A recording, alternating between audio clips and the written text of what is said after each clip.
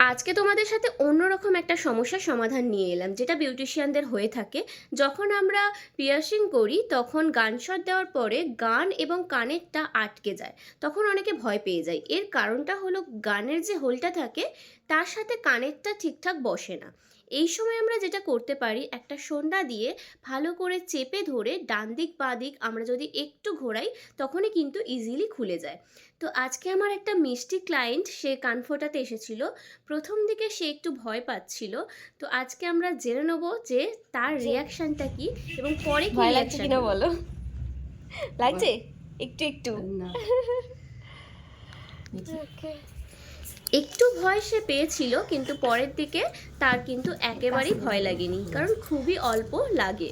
তো আমরা প্রথমেই পয়েন্ট করে নিয়ে তারপর কিন্তু আমরা শটটা মারি।